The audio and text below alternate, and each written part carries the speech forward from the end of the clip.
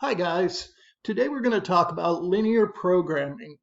You can see here on the front page of the notes, we did a few paragraphs on kind of where linear programming came from. It was kind of invented, if you will, or this technique of analyzing logistical issues was generated during World War II by a professor, Dr. Danzig, at Stanford University out there in California. Basically, this was the first massive deployment of troops on a worldwide basis and during somewhat modern times. And so they had to come up with a way to try to handle getting all the needs, satisfying all the needs with all of the output of the factories and farms and whatnot here in the States. And so that developed this concept, which became linear programming. Linear programming today, we're seeing logistical issues, logistical challenges in the area related to our pandemic here.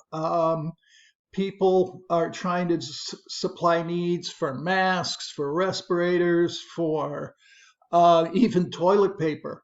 To get enough toilet paper to the stores from the factories. And all of these are how do you do that in the most efficient way, both economically, dollar wise, but also time wise in the case of the pandemic here. Um, so it still applies today. It's a way to optimize this kind of operation. Anyhow, so we'll move on to some vocabulary about it, and we're going to work on part of it. This is the first of a two-part series on linear programming. So, at any rate, the idea is the math underlying this concept is very simple. It's Algebra 1 math, basically, but it can get kind of complicated. So that's why we're talking about it during Algebra 2 rather than Algebra 1. The basic concept here is that you will be given a word problem or a definition of a situation, like how many different respirator masks can we generate in a factory in a given day, and what should be the mix of maybe the reusable versus the disposable, what should be the mix of how many we do each day. So anyhow, we're given a word problem. That'll be lesson number 2. From that word problem, we generate a list of what they call constraints. And what they really are is in kind of real life, if you will, it's a list, it's a set of linear equations, but they're inequalities. And so you typically will have 3 or 4 or 5 or more inequalities, linear inequalities. And so the concept here is the constraints kind of say it can't be more than this, it can't be less than that. Um, and when you graph them all, it'll form a shape. And down here in the feasibility region description, it'll what they're calling it is walled off. And you'll see in a minute when we get into it, when you draw all these lines and you shade where you're supposed to shade, it forms a shape. Okay, and everything inside that shaded area is a possible answer to the question that we're trying to solve. And so all the things inside that area are feasible for an answer. So it's possible it could be a good answer. So that's what's called the feasibility region. Okay, so we have a couple, not more than a couple, 3 or 4 inequalities, and that's constraints. And from that, we graph it and we get a feasible region. Well, as you know in geometry, if you have a region, if you have a shape, the corners of the shape, the vertices, can be used to define the shape. And that's the key. We're trying to find the vertices of this feasible region. And then we can plug it into yet another equation. And the objective function is how we're going to get the answer. So we're going to take all of the x and y coordinate pairs that form the different corner points of the shape, and we're going to plug them into this equation. And the biggest answer we get would be the maximum, and the smallest number would be the minimum. and that would be the answer depending on what we're trying to find. We're trying to find smallest amount of time, we'd look for the minimum. We're trying to find, I don't know, the biggest amount of product developed in a day, that would be the maximum. So this function is an equation, not an inequality. So you have some inequalities and you have an equation. And the whole goal here is to get an answer. Okay, so what the deep dark secret that Dr. Lansing figured out was that the vertices hold the information for the max and min. You don't have to look over the whole area and test every point in the area because there's infinite number of points. But anyhow, the answers to the max and min are out at the edges of the shape, and they're actually at the corners of the shape. And so that's the key. We need the constraints to generate a shape to get the corners. Then we can plug it into the equation to solve for our answer. Okay, so that's the basic concept. That's the theory. They're showing the process to do it. Step one is going to be the equation. The word problem. We're going to take the word problem in step one and create constraints and a objective function as well. And then we're going to graph. Then we're going to find the corners. We're going to plug it into the objective function, and we'll get our answer. So I kind of made a little, see if I can get it here with my camera. I kind of made a little chart here, and what you do is you'll start, and you start with a word problem, the problem definition. That'll be next lesson coming up. I think it's next Wednesday. And then all of this in the middle is what we're doing today underneath my hand. So actually it's starting, you're going to be given constraints, and then all the rest of this stuff we're going to do today. So from the constraints, those are going to be the greater than or less than equal to's. We're going to graph it and shade it. We're going to find the corners. We're going to take those XY points and plug it into the objective function. And last but not least, we'll get the max and min. Okay, so that's what we're going to do. You'll see on the next page, we're going to flip over there and show you how to do this part of the of this process. So let's flip the page and okay. So we're on the back page here. We've got a couple examples we're going to work our way through. You can see that it's pretty well laid out here. We've got the constraints. We've got the objective function. We're going to take these three inequalities. We're going to graph them. We're going to see what kind of shape it forms.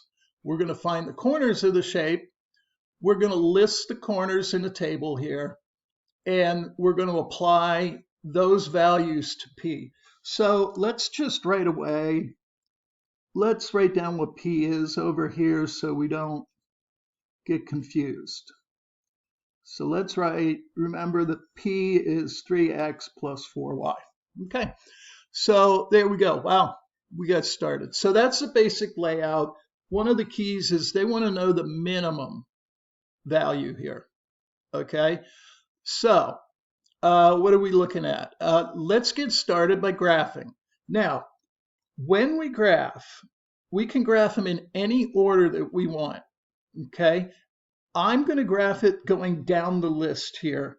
But in general, what I'll do when I graph these things is graph the ones that are the easiest to do first.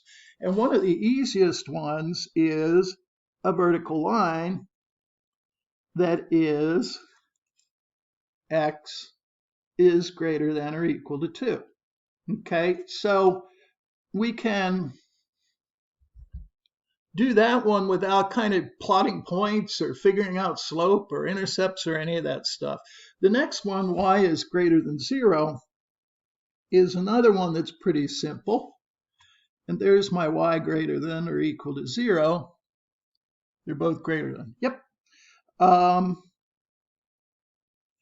And that's another one that'll be pretty easy to do. Now, I'm not going to worry about shading until I have all the lines drawn. And then you'll see I'm going to use a little highlighter and we'll shade up and down and below the line and above and whatever it tells us to do, and it'll form a shape. It'll define a shape for us. So the next step is to graph this guy. Now, last lesson, you've got a little review on how to graph these guys. And I like to graph these using intercepts, okay? And so basically, let me make sure I got it. Basically, I make a little T-chart. Quite frankly, once you get used to this, you can do this in your head. But I like to make a little T-chart here, all right? And here's the idea. When x is 0, then we'll have 0 for the x, 2y, and for this case, you can just say equals 6 rather than less than equal. So what do we have? We have 2y is 6, so y is 3. Okay, so there's a point. We can do it again, and we can say, now we want to find x when y is 0. So 2 times 0 is 0, so we'll have x is 6. So there's another point right there. Okay, now in practice, here's what's so easy. When x is 0, what do we have? Just put your finger over the x. That's what's left. That looks like 2y is 6, so y is 3. And then you can go the other way. When x is 0, what's left? Or when y is 0, what's left? And it will just be x is equal to 6. So that's how we can get our points there. Anyway, so now let's graph them. So 0, 3. So when x is 0, y is 3. Now, be careful. Here's what I was doing. When x is 0, y is 1, 2, 3. Let's put a point right there. Oops, what's wrong with that? This is x equals 2, not x equals 0. So be real careful when you, 1, 2, 3. Be real careful when you make these points that you're using the actual axis and not one of the inequality lines you drew. All right, and then the other one's going to go 6, so it's going to go 2, 4, 6. Whoop. And it's going to look like there's my 6, 0. And then we get a little straight edge action here, and voila, okay? And so now we have a shape. You may see it, you may not see it. So let's go back and evaluate the inequalities. And so what we've got going on here is the horizontal and the vertical lines are both greater than.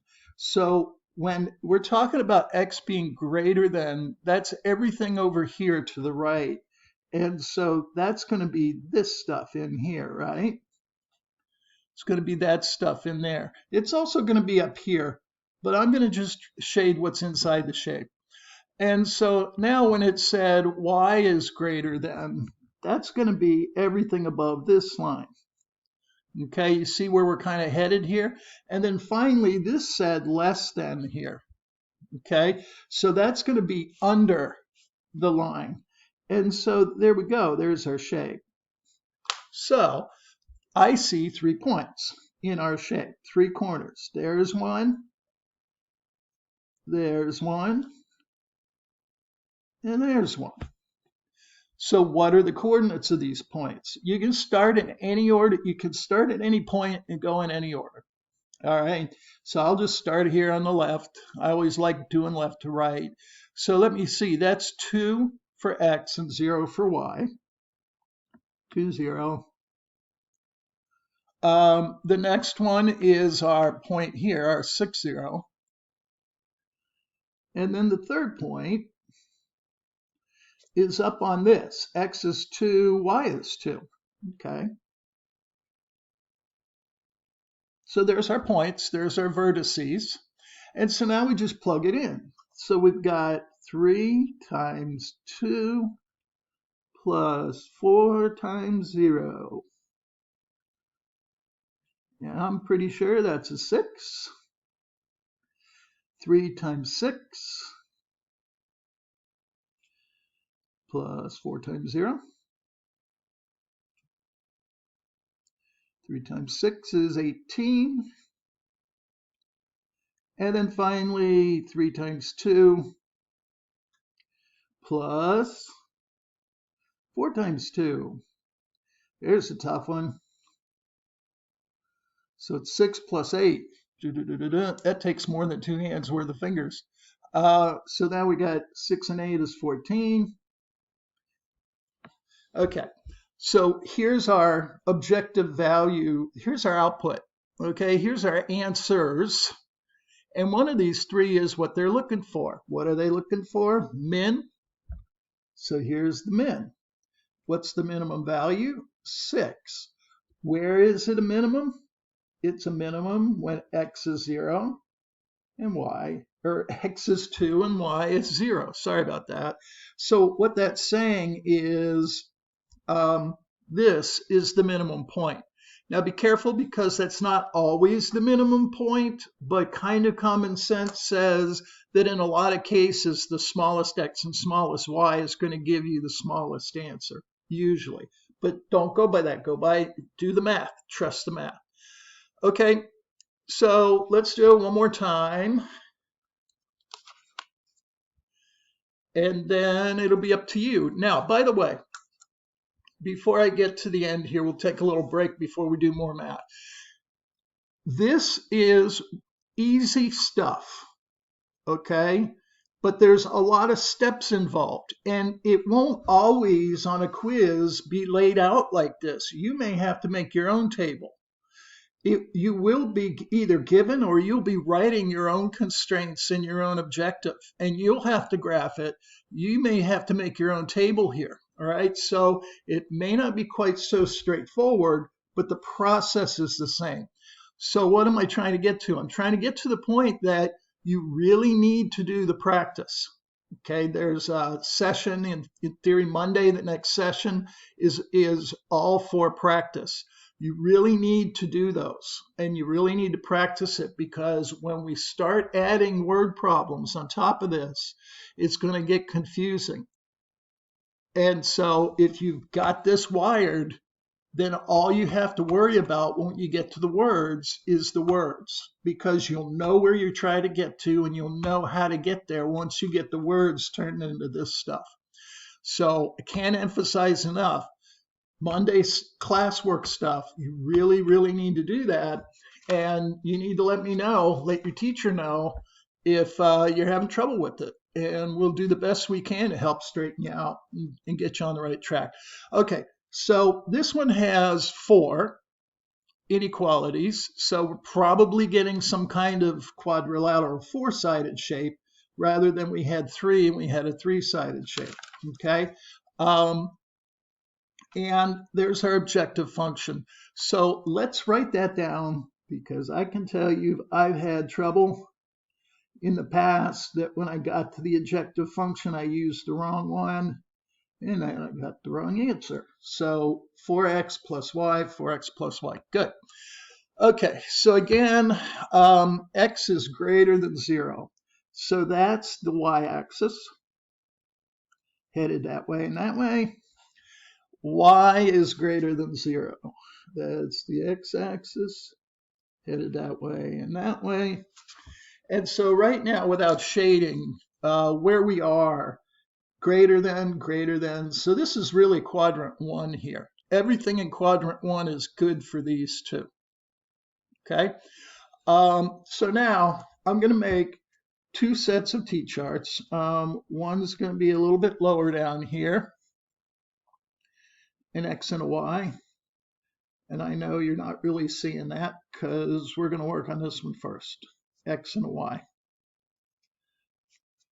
Okay, there we go. And so remember what we're doing is x is 0, y is 0. So here again, if x is 0, y is 6. And if y is 0, x is 6. Okay, so that's one way to do it. The other way is to just say 0 plus y is 6. And x plus 0 is 6. Either way you want to do it. 6 and 6. Let's go ahead and graph that while we're here. I think this is 6. Let's see, 2, 4, 6. So that's my 0 for x and 6. And then we're going this way. There's 2, there's 4, there's 6. Okay, so first off the bat, this is inequality number 3. And voila. Okay. And so we just keep going. 0, 0.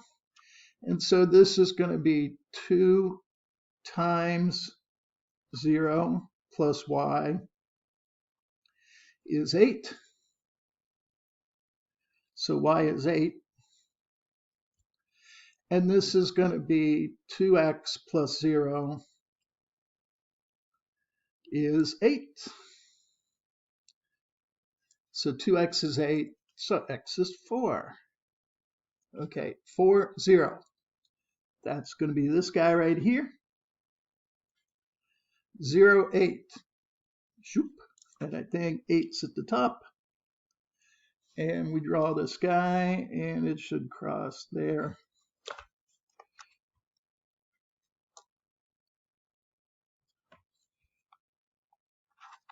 Voila. Okay. Kind of all over the place here. Okay, so there we go. So now we have our 4 lines drawn, and we're starting to shade. So again, if x is greater than 0, it's over here. If y is greater than 0, it's over here. These both are less thans, so that means it's underneath, underneath. So that means it's underneath this part and underneath this part. And so there's our shape, okay?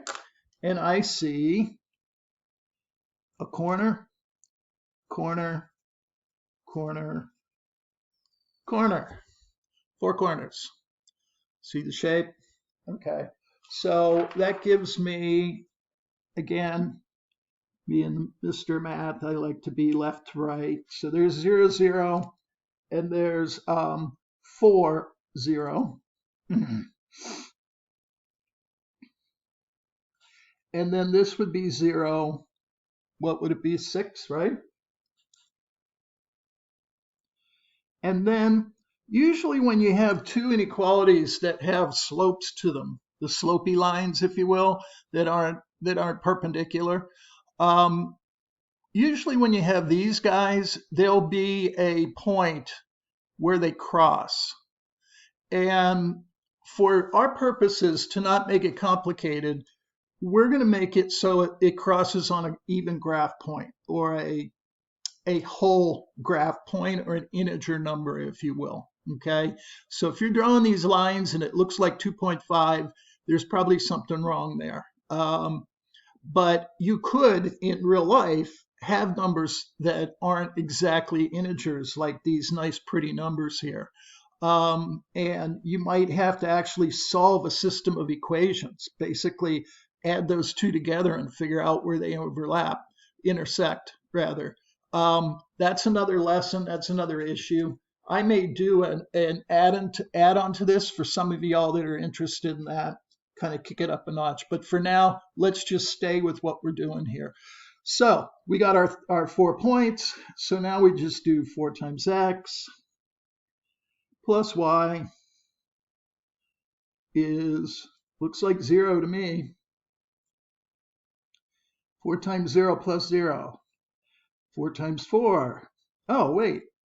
Well, let's just keep going. 4 times 4 plus 0. Looks like 16. 4 times 0 plus 6. Looks like 6. And we got an empty spot there because somebody got kind of sidetracked here on systems of equations. So this thing looks like it crosses at x is 2, y is 4. That's the other corner there. So that's going to be 4 times 2